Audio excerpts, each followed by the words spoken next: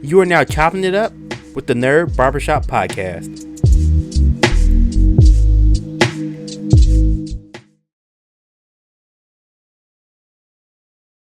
Thank you.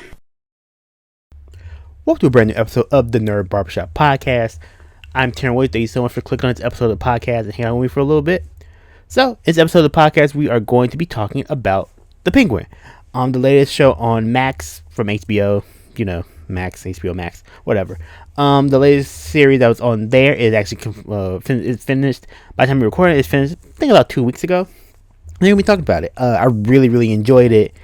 This is something different in terms of like a crime series based in a comic book universe.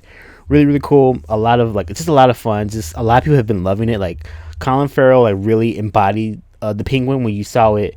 We saw him in Matt Reeves The Batman from 2022, and just seeing him kind of do the whole Penguin thing for 8 episodes was really great. I can't pronounce her name. It was Christine Milioti, that's how you pronounce her name, who plays Sophia Falcone.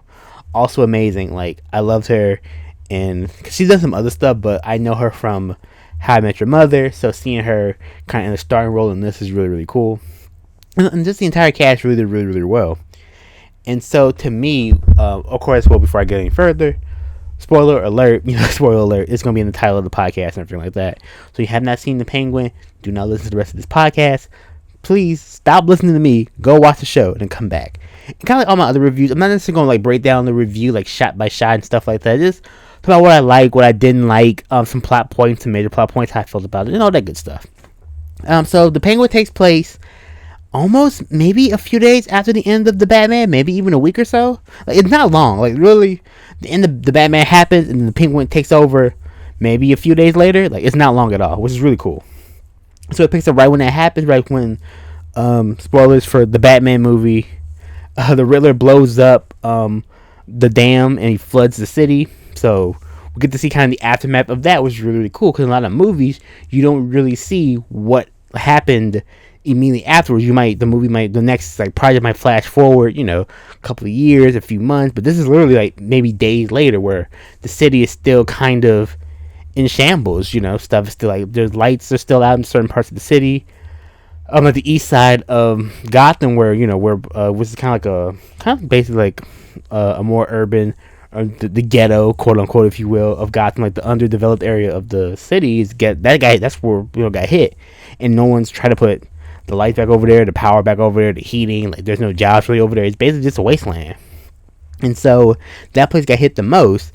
And so, that's kind of the little brewing point for what kind of happens later on in the series.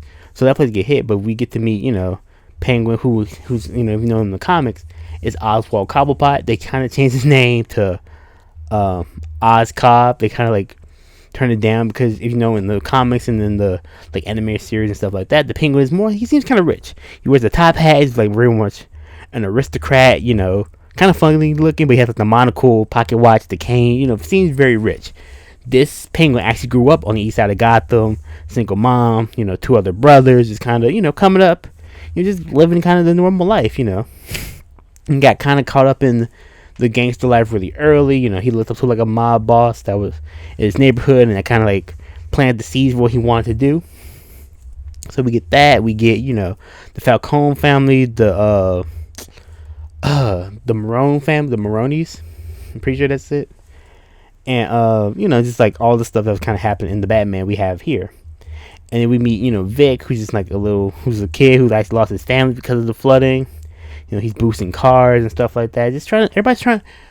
The show is really survival. I think that's one of the overall themes of the show is survival, where all the characters are trying to survive in their own way. There isn't really a protagonist per se, because everyone's kind of gray. Which means I like the show a lot, because this is basically a big ass gray area where everybody's gray. Everybody's a villain for the most part.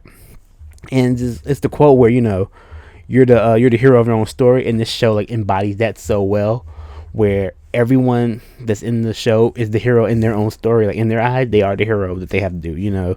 Vic has to boost cars and stuff after his family died to survive. Not necessarily doing good stuff, but that's what he had to do to survive. Oz had to work with multiple gangs and work his way up and steal and shoot and kill and rob and, lie to and manipulate to all just to survive. Sophia, kind of after she got out of Arkham, she got sent to Arkham, which I'm going to talk about in a second. Sent to Arkham, had to survive in Arkham and come out and have to kind of figure out how to, she's been in Arkham for 10 years and just getting out, had to kind of reestablish herself in the world and had to survive. Everyone's just trying to survive in their own way. And so, in my opinion, even though it's the Penguin is kind of, he's our point of view character, I personally think who is like the protagonist of the series in the 8 episodes, to me, is Sophia. I mean, she did some bad stuff kind of later on, but really she didn't do anything. Her family turned on her. Like, her family completely threw her under the bus. There's an episode where they flash back and she was doing like a charity event for her mom after her mom passed away, for mental illness, stuff like that. And a reporter came to her like, hey, these women are missing. We think some stuff is involved. Like, maybe your family might be involved. Have you heard anything, through your family? And she's like, no, why would my family do that? Blah, blah, blah. She's like, oh, well, here's my card. We can talk, whatever. And Sophia kind of brushes it off a little bit later on, because at this time, this is back 10 years earlier from where the series is, and Oz is her driver. So eventually she meets up with the reporter. They talk, the reporter basically tells her, like, hey, we think your dad is involved in killing these women. And he's like, no, my dad would never do that. Like, my dad's not that person. You're talking about the Falcones aren't like that. We're not like that. Like, whatever, you're full of shit. Leave me alone. And she leaves. And so, her and Oz talk for like a second. But, it's kind of like, she's like, whatever. She kind of brushes him off. And so her dad's having a birthday party. Maybe it's like a day or so later. And so, she goes there to the birthday party. And Oz kind of dressed up. She's like, oh, okay. Like, why are you here? You're kind of nice looking. Well, okay, whatever. And Oz is like, hey, your dad wants to talk to you. And so she goes talk to her dad. And what ends up happening is Oz ends up snitching on Sophia that she went to go talk to a reporter. Of course, Carmine isn't happy about it. He kind of doesn't blow up per se, but he's mad at her because he's like, oh, how he do this to me? Why would you talk to a reporter behind my back? We could have talked, blah, blah, blah, blah. And she's like, I didn't tell her anything, because in the scene, she didn't tell her anything. She just went to see what the reporter was talking about. But Sophia never gave her any information, never even like insinuated her dad did something or not. She protected the family the best that she could. But I guess her just going to talk to a reporter is like, oh, you went behind my back and blah, blah, blah, whatever. And then Sophia kind of starts remembering, like, hey, when she found her mom hanging, she, remember seeing that her dad, like, came to console her and whatever. But her dad had protective marks on his hands, just like the victims of the other women that were killed, that were choked to death. And they had, like, defensive marks on them. He had, like, scratch marks on his hands that were, like, defensive marks. And she's just kind of noticed that. She's like, hey, like, but what happened with Mama? Do you, like, what happened? Whatever. And then he's like, oh, Sophia, you're tired, go home, you don't need to be here, go do something else. And she's like, oh, okay, I guess. And then, like, maybe a couple of days later, the police go get her and they're going to send her to Arkham because Falcone and the rest of the family they wrote letters saying that she was mentally ill, she wasn't feeling right after her mom passed. She has been the same, she was going crazy, she was mentally ill, she needs to be in the hospital and all this stuff. And like the entire family wrote letters to like basically indict her to go to Arkham. And she didn't do anything. She didn't say anything. And she was also in line to be the heir to the Falcone family because her brother was kind of like partying, doing drugs, not really taking it seriously. But, Carmine noticed, hey, Sophia, she kind of had the look. She was more disciplined. She, maybe didn't necessarily care for the business, but she would take care of the family the best she could. And, would be a leader. So yeah. And so that's what happened. And so she gets sent to Arkham. Like, she's crying. She thinks maybe it'll be like, a couple of months. Ends up being 10 years. And it's just crazy. And then and they start calling her, the newspaper called her the hangman, and the hangman did this, the hangman did that, and she hadn't killed anybody, but they basically turned her into a Gotham villain, they destroyed her own family, turned her into this monster that she never was. And in the series we see her like, she basically murders her whole family, she basically poisons them with gas, she protects her niece, which is cool. But she basically she kills the whole family and she destroys them. They destroyed her, and that's why I feel like she had the most. She didn't do anything. She got sent to a place that she shouldn't have never been in, and she came out of it and they're looking like, oh, she's so dangerous, and they were scared. Like, her family were scared of her, not because she had did anything, but because she got out. You know what I'm saying? And they just basically like filling in the facade of her being the hangman, which she never did. So they weren't afraid of her because she did anything. They were afraid of her because she survived and thrived, and now she's probably gonna get her payback. When they kept kind of looking down on her, like, oh, do this, oh, do that, like, so you don't need to be here, go do something else. It's really, they kept, really undermining her, and she's like, okay. So, I was Team Sophia the whole way. But yeah, so that's kind of like Sophia's story. That's why I thought she was a protagonist, like, 'cause even Oz in the screwing her, in the end of the whole show, like, he kind of outsmarts her and everything, and they go take a ride, and then she ends up, or they drive into, like, the dock. And you think he's going to shoot her in the back of the head. He doesn't. He calls the cops. The cops bring her in and she goes to jail. Well, she goes back to Arkham. But she ends up getting a letter from Selena Kyle because we learned in the Batman movie that Selena is her twin sister because Carmine Falcone is Selena Kyle's dad. So they're half sisters. She gets the letter. It's kind of cool to see like that little tidbit, that little Easter egg kind of come together. Oh, that's dope. So, and more like Selena's probably gonna break her out, and they'll probably end up teaming up together and taking on Oz. Because by the end of the show, Oz takes over, the Empire, the street gangs, basically, and he has his bliss. He has the drug operation. He's living in a tower by the end of it. So he ends up basically he wins, quote unquote, by the end of the show. But there's a nice little Easter egg of the bat signal in the sky at the end of the show, but Batman's coming, which they'll probably sell that in the next movie. So he had that storyline, all the stuff with Vic, which is really sad because his, like that's kind of said earlier, his parents passed away. He was hanging out with kind of some kids, boosting cars, boosting rims, just trying to survive. They try to boost Oz's car and he gets caught, and Oz basically just takes him and just like, hey, you know what, do this for me, you're my driver now, whatever. And he kind of gives Vic kind of like a decent life, kind of the drug life. But kind of gives him this, this decent life. You see Vic, who has like a stuttering thing and just, trying to get that confidence because he doesn't really, he wants to be confident, but he can't be confident because of the stuttering. But throughout the show, he gets better, he gets stronger. Like, he's trying to become, a better version of himself. Sometimes through Oz's like encouragement in a way. And they develop this like kind of platonic, I won't say father-son, but more like uncle-nephew type situation. Vic lives with him, gives him money. Like, Vic is really like his right hand. And he grows up, and then he actually keeps talking to the girl that he liked, but she ends up leaving Gotham, going to California. She's like, hey, Vic, come with me. And Vic has a dilemma where, does he stay in Gotham with Penguin, or does he go, with his girl? He, of course, decides to stay in Gotham, which you never decide. If you can leave Gotham, you leave Gotham. And she goes off to California, goes to school, tries to make a better life, stays in Gotham. He's doing okay, but, it's the drug life. And we all know the drug life catches up to you eventually. He does a lot of really good stuff and, like, protects Oz, like, protects his mom and all this stuff. But by the end of, they win. Like, he kind of talks to one of the right-hand guy from the Triad. I forget his name. They talk. They come up with this plan to get Sophia, which is really cool. But they go talk at the very end of the show.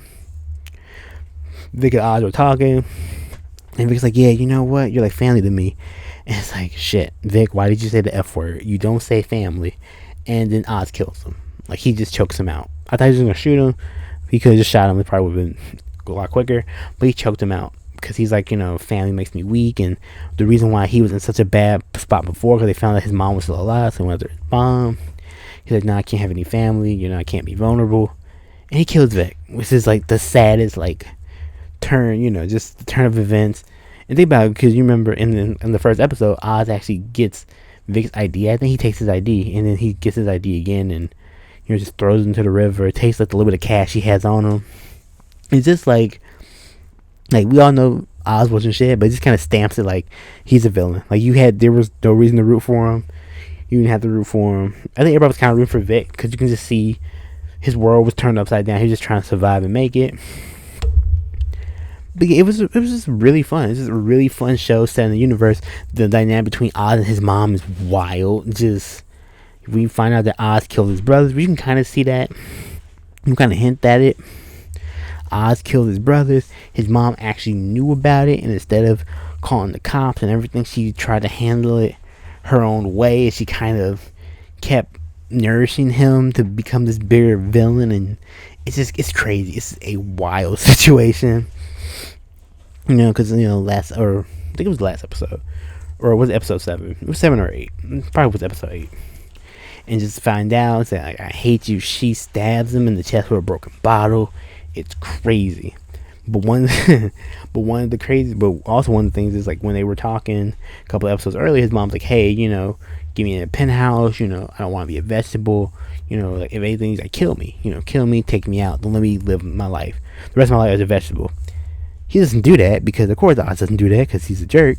So at the the last scene of her is her in her hospital bed. He took her, he's in the tower and she's staring out over Gotham as a vegetable. Like she's, you see like the one tear come down her face, and he's like, oh, it's beautiful, it's everything you ever wanted, isn't it? As he kind of smirks and walks away. It's like, damn, the one thing that she did not want is the thing he gave her. It's just like he just ain't shit, just the bottom of the barrel. Just like they're all terrible, but man, he just was absolutely the most terrible. And that he's basically the kingpin of the Gotham underworld right now till someone rises up. So it's really good crime drama. There's some really good like fight scenes, the camera work, a lot like Christine Milioti, like her eyes and Sophia were so good where she could not say a word and you could almost understand her dialogue just through her eyes. Like her eyes they're so big and so expressive. It's like, man, like she literally could say nothing, but you can understand everything she meant just through her eyes. It was just really good. Like I say, Colin Farrell just killed it. And everybody, even the people that were like play like the kids, like the young actor that played like young Oz did an amazing job. It's all around just a really good show. Just something fun, something different, very gritty. It doesn't hold back. It's in your face.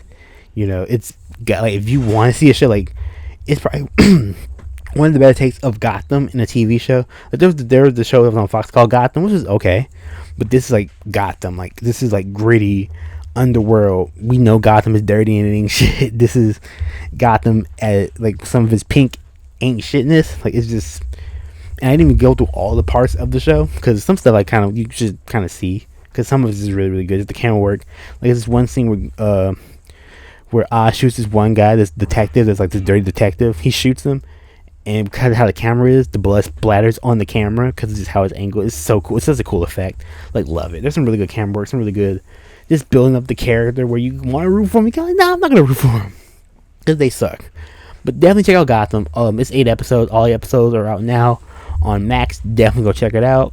It also makes me want to rewatch The Batman again, just to see like just to kind of pull it all together because I haven't seen The Batman in 2 years now, so I might rewatch The Batman. But thank you so much for watching and listening to this brand new episode of the Nerd Barbershop Podcast. I got a couple ideas for podcasts I'm gonna get up in the next couple of weeks, so stay with me. I got some other ones coming. Thank you so much for supporting the podcast and the YouTube channel. Greatly appreciate it. We're going to keep this rocking, going to keep this going. And loading forever, slicing, dicing gaming. Not just a motto, it's lifestyle. See you next podcast. Later.